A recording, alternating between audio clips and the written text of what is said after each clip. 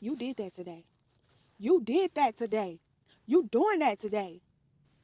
Most of us think that discipline or obedience is like one big moment.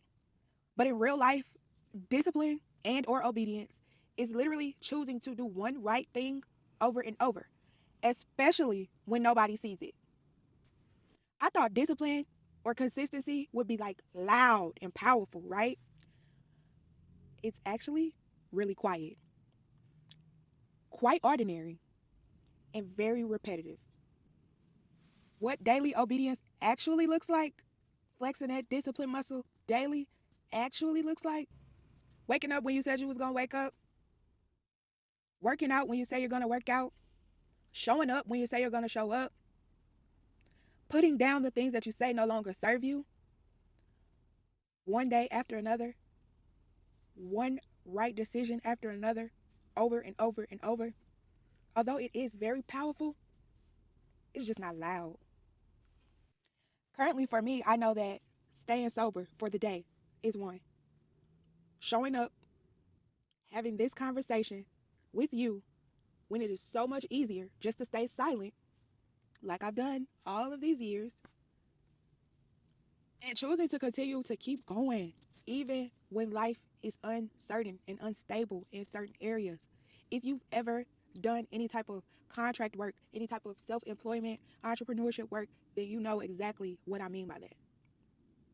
It's not predictable, it's not stable. However, we keep going anyway. We keep showing up anyway, trusting and believing that all that we need, we will receive because we're going to do the work, baby. Discipline does not change your life overnight. It has not changed my life overnight. However, those small, repeated choices, they compound. Working out, I don't know if you can see the gym back there, but working out does not change your life overnight. Going to the gym consistently will change your life. I get it. Daily obedience ain't what we want to do. Daily discipline don't sound that fun. I get it. It's not glamorous. You're not going to be receiving a bunch of applause for it. Nobody's going to be beating down your door to tell you how awesome you are at first. And yes, it's going to confront your comfortability. It's going to challenge you in ways that you may not want to be challenged. It's one of those things where we have to be okay with not needing a big sign. Like, if this is really what I'm supposed to do, God, give me a big sign to confirm it. Instead, just ask God, what is the next right thing? What is the next right thing for me to do? And move on that thing. Do that thing consistently, over and over and over. Get them reps in.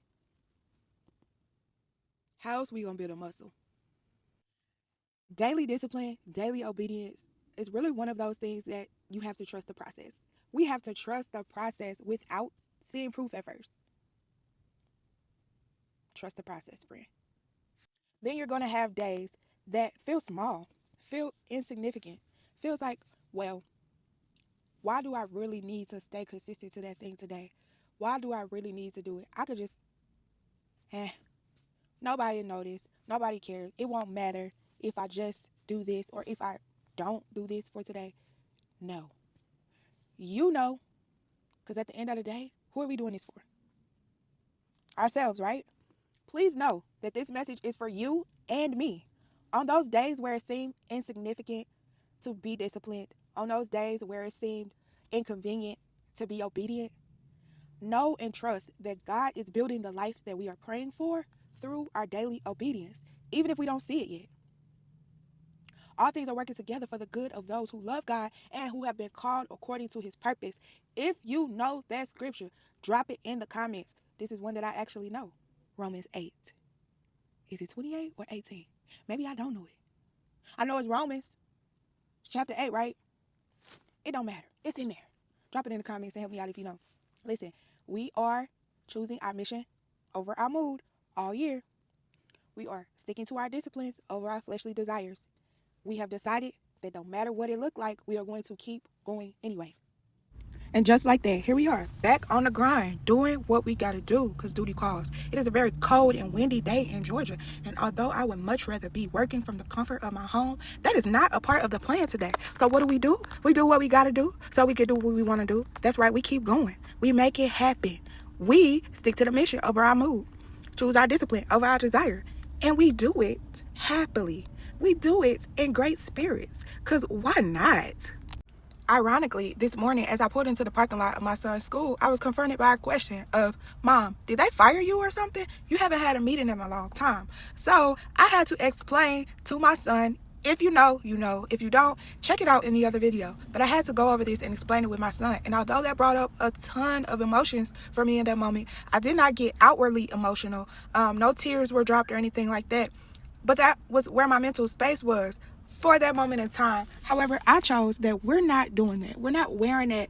That is not about to damper our day. We got stuff to do, honey. Listen, so when I say we have to keep going anyway, I am a walking example. When I say we got to choose our discipline over our desires, this is exactly what it looks like. When I say we got to stick to the mission over our mood, that is what I mean. Because, baby, I could have went back home, curled up on my couch with a blanket and some ice cream and soaked on this good, cold, windy Georgia day. If you're a parent, I know you feel me because we have to play that role for our children all the time. Today, I decided to do it for myself. And so should you.